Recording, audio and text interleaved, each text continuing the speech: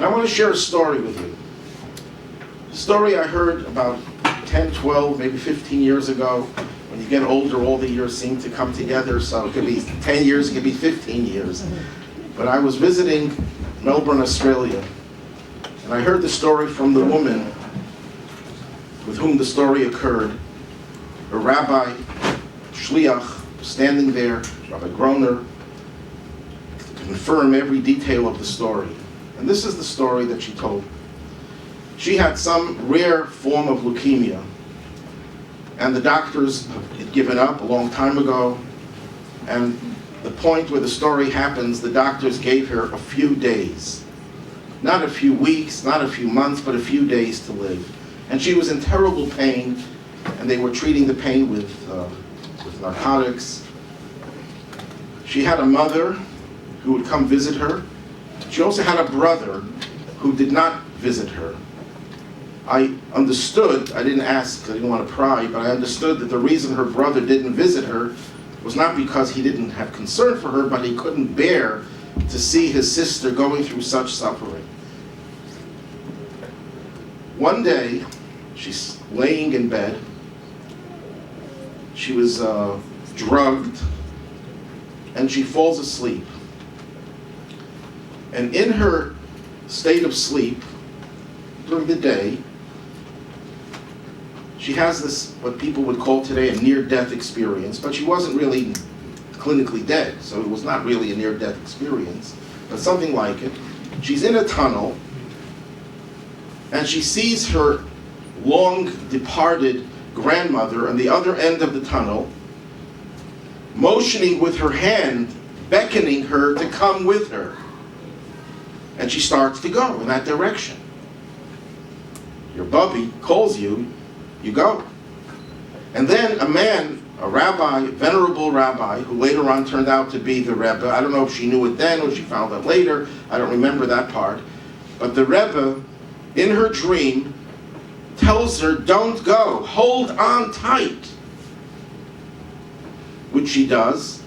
And she wakes up, sitting up in bed, clenching her fists, holding on for dear life. And the nurse comes in and sees a frightening scene. A woman on the verge of death, sitting up in bed and clenching her fists. And she wouldn't tell the nurse what happened because she thought the nurse would think she was delusional.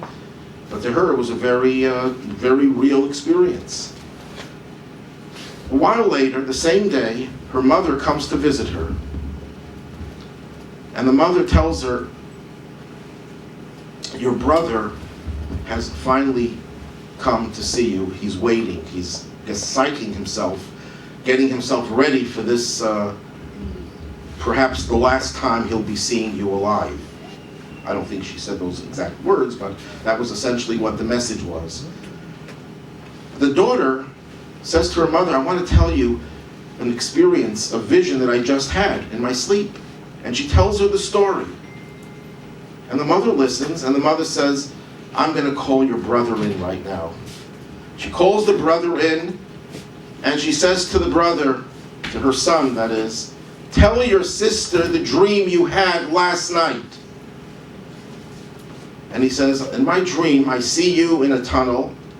Our grandmother is at the other end of the tunnel, and she is motioning to you to come and join her.